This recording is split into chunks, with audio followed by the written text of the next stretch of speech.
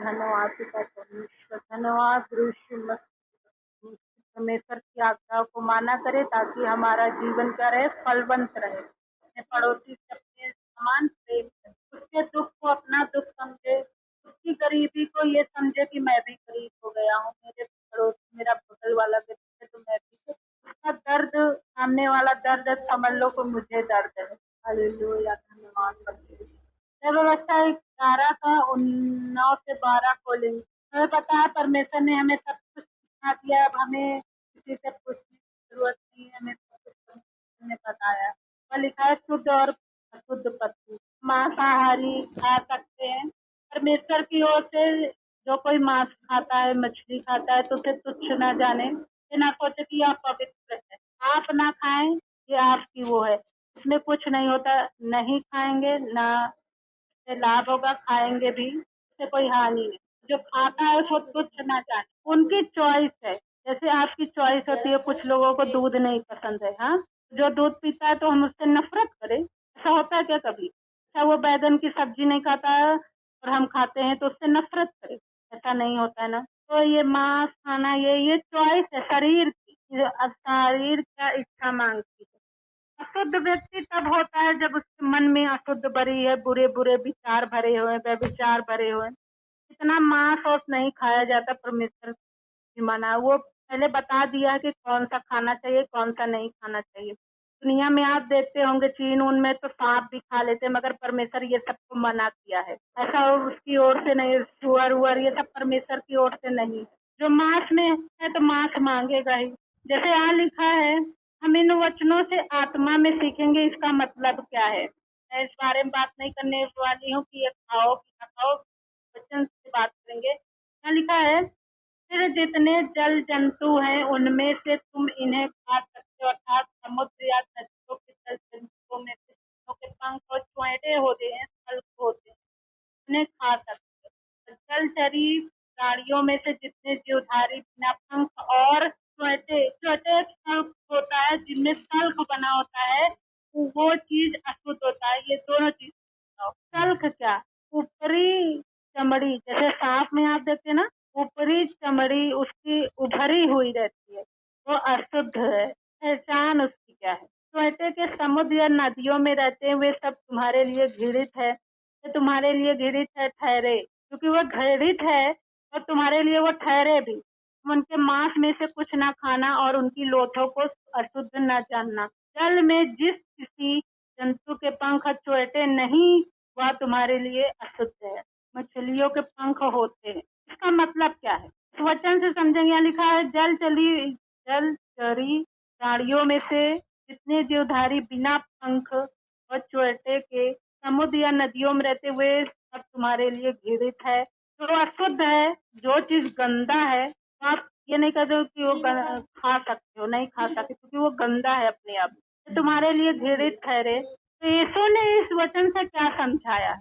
यीशु ने कहा, मैं तुम्हारा मछुआरा बनूंगा। तुम क्या होगे? मछुआरा होगे। सुसमाचार, मैं तुम्हें मनुष्यों को पकड़वाने वाला बनाऊंगा। यहाँ लिखा है, जिस व्यक्ति के अंदर, यहाँ लिखा जलचरी प्राणियों में से जितने जीवधारी, आखिर मनुष्य भी तो जीवधारी है जिसके अंदर जीव है। यहाँ लिखा जीवधारी बिना पंख और चोंयटे के, जिस व्यक्ति के अंदर पंख ना हो, शल्क ना हो। पंख का मतलब क्या होता है? चोंयटे का मतलब क्या होता है? जिस व्यक्ति के अंदर पवित्र आत्मा नहीं है वो अशुद्ध है व्यक्ति। यीशु मसीह ने इन वचनों में से समझाया, जैसे वो कहता तुम उनके बीच में नहीं जाना, उनके जैसे काम नहीं करना, उनके जैसे बैठना नहीं, उनके जैसे बोलना नहीं। तो नफरत करने नहीं कर, इसलिए क्योंकि वो अशुद्ध है, वो तुमको भी अशुद्ध बना देगा। इस व्यक्ति के अंदर क्या है? इसने मसीह का वस्त्र नहीं पहना है, यीशु मसीह को नहीं अपनाया, पवित्र, हाँ, उसने क्या है? वो अशुद्ध है। उसके पास आप जाओगे, जैसे आपने सीख लिया, आपने बहुत मेहनत करके आप आपसे दूर हो गए, कंट्रोल कर लिए हो अपने आप को, झगड़े से, लड़ाई से, चोरी से, इस सब से आपने कंट्रोल किया, उपवास करके बड़ी मेहनत की। तो वो क्या कहता है? धारी के पास मत जाना जिनके पंख नहीं होते, मतलब कि पवित्र आत्मा नहीं, जिसने मसीह का वस्त्र नहीं पहनना, क्योंकि वो भी तुम्हें अशुद्ध कर देगा। मेरी बात समझ में आ रही है? क्योंकि आपने जो कंट्रोल किया है, जो चीज आपने मेहनत की, जो आपने प्रार्थना करवाई है, जो चीज आप वचन सुने हो, उस जीवधारी के पास जाओगे जिसने मसीह का वस्त्र नहीं पहना है, पवित्र आत्मा नहीं पाया है, भरपूरी नहीं पाई है, वो आपको अशुद्ध कर देगा।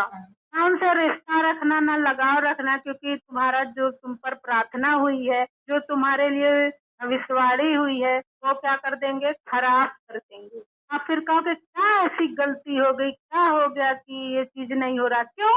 उस जीवधारी के से आप रिश्ता नहीं तोड़ रहे, उस व्यक्ति से जिसमें पवित्र आत्मा नहीं, जिसने मसीह का वस्त्र नहीं पहना, जिसने यीशु को स्वीकार नहीं किया, तो आपको भी अपनी ओर घसीट ले जाएगा उन चीजों को मानने के लिए जो चीज परमेश्वर मना कर रहा है। जो चीज वो चीज घर में लाते हैं, उसकी आराधना करते हैं, उसको मानते हैं, उस पर आस्था रखते हैं, आप भी वैसे करने लग जाओगे। आप भी अपने घर में कूड़ा करकट लाने लग जाओगे। जिस व्यक्ति, जिस जीवधारी के अंदर पवित्र आत्मा ने मसीह का वस्त्र नहीं पहना है, स्वीकार नहीं किया है आत्मा, यही तो बात है। मनुष्य तो ऊपर से कुछ भी बोल रहा है, आप ऐसे पहचानोगे ये व्यक्ति मेरे लिए हानिकारक है, इसके पास बैठूंगा, मेरा जो कंट्रोल मैंने कर पाया, जो परमेश्वर ने अनुग्रह किया, इससे छूट पाया हूँ, वही निशानी है। 1 घंटा बैठोगे, आप पर वही अटैक असर आने लगेगा, तो जान जाओगे ये व्यक्ति क्या है, परमेश्वर के वचन पे नहीं चल रहा है। व्यवस्था विवरण 7 अध्याय उसका 26 वचन में लिखा है,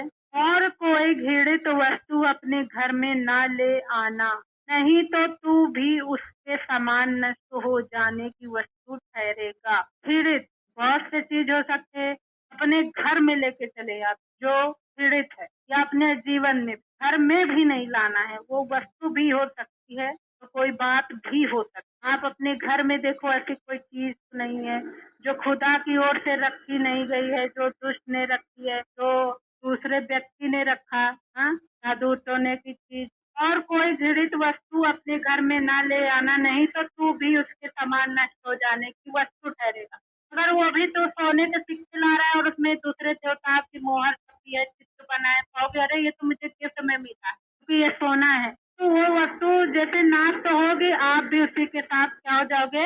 वस्तु ही ठहरोगे, आप भी नाश हो जाओगे, क्योंकि वस्तु टेम्परेरी होती, हर चीज अनंत जीवन का नहीं होता। आप वो कोई चीज देख लो, अपने घर का कोई सामान देख, टीवी, फ्रिज, कूलर, मोबाइल, पंखे खराब होते रहते, नष्ट होते रहते, नए काम के रहते, कूड़े कबाड़ में जाते हैं। सेम तू भी वही वस्तु ठहरेगा, कबाड़ में चला जाएगा, क्योंकि तू, तुझमें अनंत जीवन बसता, इसीलिए कहा तू भी वस्तु ठहरेगा। तू वस्तु नहीं है, तुम्हारे अंदर जीव जंतु है। जानवर लोग के लिए अनंत जीवन क्यों नहीं है? जानवर लोग भी क्या स्वर्ग जाएंगे? ऐसा नहीं है, क्योंकि उनके अंदर सेंस नहीं है। वो हमारे अधिकार में बनाए, जो चीज हमारे अधीन में है तो हमारे सुविधा के लिए बनाए, समझ में आ रहा है ना?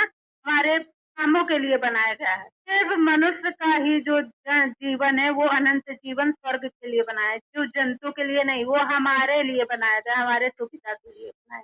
वो स्वर्ग वर्ग नहीं जाते, जानवर भी जाएंगे, उनको भी सिखाए, उनको सेंस बुद्धि नहीं होती। और वो कहता है जितना कुछ इस दुनिया में है सब मनुष्य के अधीन में रखा है, उसकी सुविधा के लिए रखा है। यहाँ क्या लिखा है? उससे सत्यानाश की वस्तु जानकर उससे घृणा करना। जो भी आपके घर में कोई सामान है, या आप कोई किसी का शब्द भी ले रहे हो, आपसे कोई बोल दिया अरे तेरा हमेशा नाश ही होगा, तू कभी सफल नहीं होगा, अपने जीवन में मत ले आओ उसे। और सत्यानाश की बातें जानकर उसे घृणा करो, नफरत करो, और उसे उसी वक्त कैंसिल करो, नहीं मैं बढ़ूंगा यीशु मसीह के नाम से, बहुत आगे जाऊंगा। उसे सत्यानाश की वस्तु जानकर, सत्यानाश मतलब शराब देने की वस्तु जानकर, ये वस्तु, ये जो बातें बोला है, ये प्रेम से नहीं, ये मेरे बढ़ने के लिए शब्द नहीं बोला है। जो व्यक्ति जैसे मैं बोल रही हूँ आपके लिए, तो ये आशीर्वाद है, वो बढ़ने के लिए। अगर आपको कोई व्यक्ति आपको बोले नहीं जी आपका धंधा आगे नहीं बढ़ने वाला है, तो निगेटिव बोल रहा है, सत्यानाश का बात समझ के श्राप देने वाली बात दे रहा है, तो उसे कैंसिल करो, नहीं मैं यीशु मसीह के नाम से पढ़ने वाला। उसे नफरत, उसे अंदर मत ले आओ, उसको जवाब दो तुरंत। जब आप कोई व्यक्ति बोल दिया, आपने नहीं बोला, परमेश्वर के वचन से नहीं बोला, तो देखो आपके जीवन में वो काम करेगा, आपका काम बढ़ने वाला नहीं है, सदा रुका रहेगा। वो आपके घर में कोई वस्तु हो सकती, कोई सब लगता है, तो कोई फोटो हो सकती है, उसे तुरंत चीर फाड़ के फेंक, कुछ भी, क्योंकि वो आपके काम के नहीं, वो घृणित है, शराब देने के लिए है। उसे कदापि न चाहना, यहाँ लिखा कदापि उससे प्रेम नहीं करना। हुआ कि ये तो सोना इसमें मढ़ा है, इसमें उसके किनारे हीरा लगा है, कितना कीमती, बच्चों की फीस हो जाएगी। लालच नहीं करना, उसको चाहना नहीं, उसको सत्यानाश कर सके कि ये बीमारी लाएगी, दुख ही लाएगा, मेरा परिवार बर्बाद ही हुआ, क्योंकि वह अशुद्ध वस्तु है। क्या है? अशुद्ध वस्तु है, वो डरावनी चीजें है, वो घिनौना है। कुछ भी होता है, कोई व्यक्ति बोल दिया, किसने बोला? मम्मी ने बोल दिया, अच्छा, बड़े लोगों ने बोल दिया, अच्छा, तो आशीर्वाद से कुछ भी नहीं बोलते, दब जाते हैं एकदम से। उसे मत लो अपने अंदर, उस बात को, शब्द को भी मत लो, उसे घिनौना समझ करके उसे कैंसिल करो शब्द को, क्योंकि हाँ, कि तेरा हमेशा बुरा ही होगा। अगर आपके बहुत चाहने वाला जिगरी बोल दे कि आपका बुरा होगा, तो आप ले लोगे, कुछ नहीं बोलोगे, बोलोगे यीशु मसीह के नाम से मेरा भला होने वाला, क्योंकि मसीह में की गई मेहनत कभी व्यर्थ नहीं होती। मैं बहुत आगे बढ़ने वाला हूँ, यीशु मसीह मुझे बढ़ाने वाला है। हाँ, वो व्यक्ति से प्रेम रखो, भले उससे गलती से निकल गया, उस बात से प्रेम मत रखो, उस शब्द से प्रेम न रखो। मैं आपके लिए प्रार्थना करती हूँ। धन्यवाद परमेश्वर, धन्यवाद गुरु यीशु मसीह। Hallelujah, hallelujah.